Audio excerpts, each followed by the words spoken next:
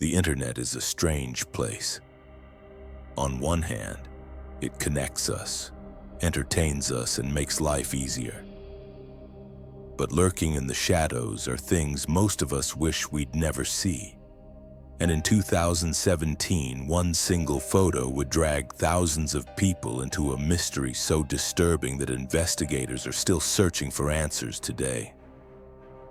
This is the story of Dr. Gloves, a faceless figure whose crimes may never be solved.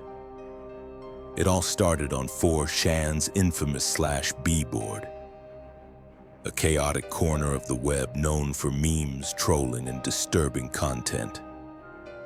One evening in 2017, a photo appeared. At first glance, nothing unusual. A person in medical scrubs and latex gloves.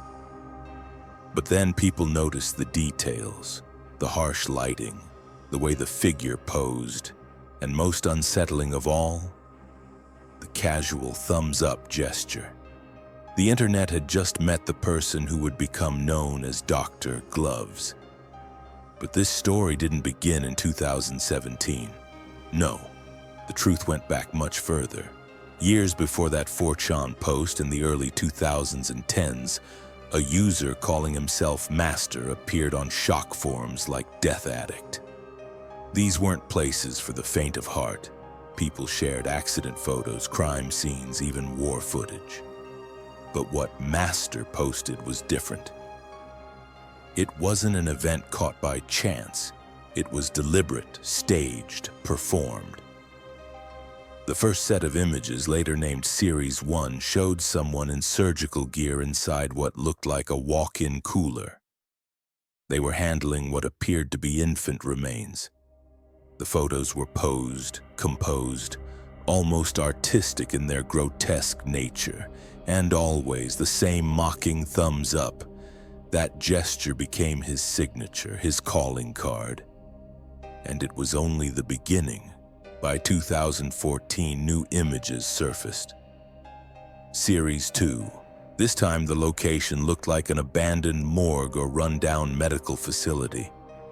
The equipment was old, the walls peeling, but the content was darker.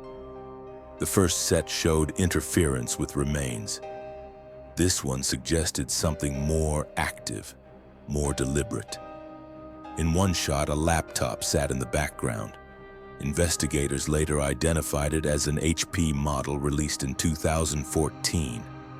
A tiny clue, but one of the only solid anchors for the timeline.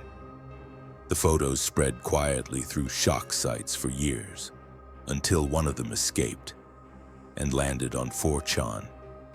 That's when everything changed. Unlike shock site regulars, many on 4chan had never seen anything like this. They were horrified. And instead of just clicking away, people started investigating. Groups formed, photos were shared, every pixel was dissected. And that's when the discoveries turned even darker. One set, later called Child in the Blades, showed a little girl. Her face was hidden, but she looked no older than 9. She wore a pink shirt, and beside her was the same figure in gloves, posing, instruments in hand, always flashing that chillin' thumbs up. But there was worse. Another series named Medically Vulnerable showed children in hospital beds. Not deceased, alive, many hooked to ventilators, some severely disabled. The figure tampered with their breathing tubes, covered their airways, posed with his hand pressed against the equipment keeping them alive. This wasn't just disturbing imagery anymore, this was abuse. Documented, and possibly ongoing. For the internet, this was the breaking point. People worldwide joined forces to track him down.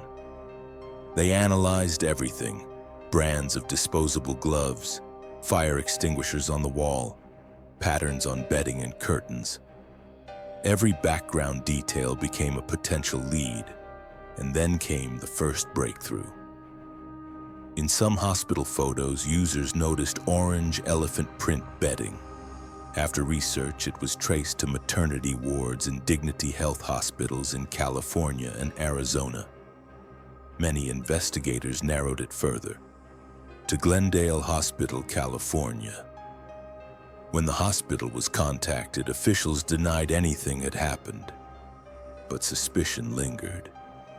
And then came the clue that seemed to solve the mystery. In one photo, barely visible under the gown, was part of an ID badge. When enhanced, it appeared to show a name, Eden Balin.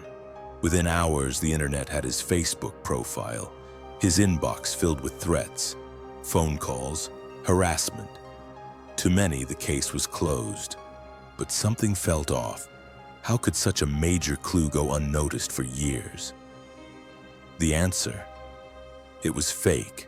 The ID had been digitally added to the image, a deliberate hoax. Eden Balin was innocent, but his life was ruined. He vanished from social media, likely to escape the harassment. The revelation shattered the investigation. Who had faked the evidence? A troll? A desperate investigator? Or Dr. Gloves himself planting red herrings to mislead his pursuers? By then, the case was too big for amateurs. Evidence was compiled and handed to federal authorities. The FBI opened an investigation. Warrants were executed. Hospitals were contacted. Medical experts reviewed the photos. Despite popular belief, law enforcement did take it seriously. But in the end, no arrests, no charges, no closure. Dr. Gloves remained a ghost. Who was he? Theories flooded in. Some believed he was a medical worker, a morgue technician, lab assistant, or nurse with legitimate access. Others argued he was never employed, just a student, contractor, or intruder who knew how to bypass hospital security. And the most chilling theory? He was a complete outsider who somehow slipped into medical facilities over and over again without being caught. There are even whispers that he crossed borders, living in California but working in Mexico, exploiting jurisdiction issues to stay untouchable. As the years passed, new images and even videos surfaced. Some appeared authentic, others looked like copycats. Experts still argue whether they were escalations from the original doctor, Gloves, or just imitators chasing his dark notoriety. Either way, the chaos made it harder to know what was real. What's clear is that the original was calculated. These weren't impulsive acts. The photos were staged, the poses repeated, the thumbs up consistent. This wasn't someone acting in the moment. This was someone planning, documenting, sharing. The gesture wasn't just casual mockery, it was branding, his way of saying, "This is mine, you can't stop me." And the scariest thought, we may have seen only a fraction of what he actually did. Years later, the case remains unsolved. Some of the crimes are now beyond the statute of limitations. But websites like Who is Dr. Gloves still analyze old photos, still chase new leads, still hope for a breakthrough. The case is proof of what the internet can do. Thousands of strangers collaborated, pushing technology to its limits to try and catch a monster. But it's also proof of the limits.